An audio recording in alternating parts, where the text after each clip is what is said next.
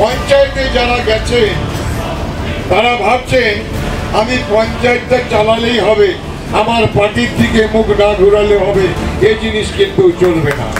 ধরে রাখো, পঞ্চায়েতের জোড়া ফুল চিহ্নে আপনাকে জিতিয়েছে, আপনার স্বামীকে দিয়ে যদি ভাবেন আমি ঠিকাদারিগুলোকে নিয়ে আমি করে নেব, আমরা তাকে বেশি দিন প্রধান হিসাবে রাখতে পারবো না।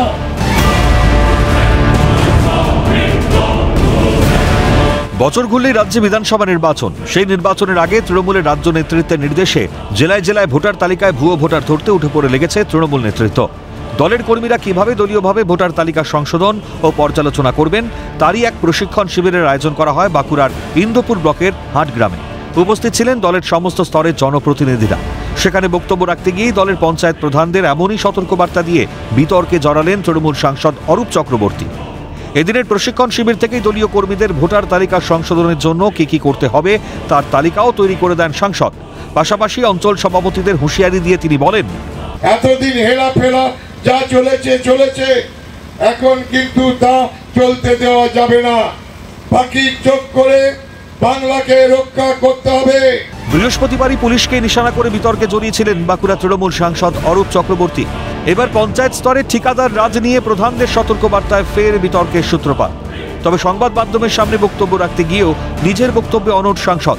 জনপ্রতিনিধিদের করা নির্দেশ দিয়ে তিনি বলেন, পঞ্চায়েতের টিকিটে জিতবে, প্রধান হবে, অথচ কর্মীদের কথা শুনবে না, মানুষের কথা শুনবে না, তা চলবে না। পঞ্চায়েতের টিকিটে জিতবে, পঞ্চায়েত হবে, প্রধান হবে, কর্মীদের কথা শুনবে না, মানুষের কথা শুনবে না, তা চলবে না। বুথ লেভেলেও তাদেরকে যেতে হবে, নিজের কেন্দ্রে নিজেকে যেতে হবে। যে আমি প্রধান হয়ে গেছি, আমার আর কাজ নেই, আমি পঞ্চায়েতটি দেখব আর অন্য কোনো কাজ করব না, স্বামীকে দিয়ে পঞ্চায়েত চালাবো, এটা চলবে না। তারা পঞ্চায়েতের প্রধান হয়েছে তৃণমূলের জোড়া ফুলে, অর্থাৎ তারাও তৃণমূল দলের কাজটা তাদেরকে নিচে নেমে করতে হবে, এটা আমি সতর্ক করে দিচ্ছি। সাংসদের এমন বক্তব্যে বিজেপির কটাক্ষ।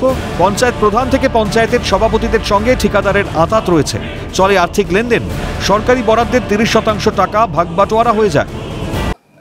সাংসদ ভাই যেটা বলেছেন একেবারে স্বীকার করে নিয়েছেন যে প্রত্যেকটি পঞ্চায়েতে পঞ্চায়েত প্রধান, পঞ্চায়েতের সভাপতি তারা ঠিকাদারদের সঙ্গে ষাঁটগাঁট করে তারা অর্থ নেয়।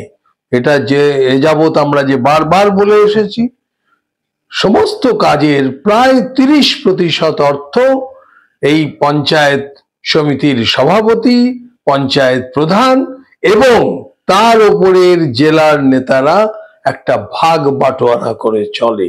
পঞ্চায়েত স্তরে যে দুর্নীতি হচ্ছে সেই অভিযোগ তুলে বারংবার সরব হয়েছে বিরোধীরা। সেই অভিযোগে কি শিলমোহর দিলেন খোদ সাংসদ? এবার কার্যত নিজের মুখে সে কথা স্বীকার করে নিলেন সাংসদ।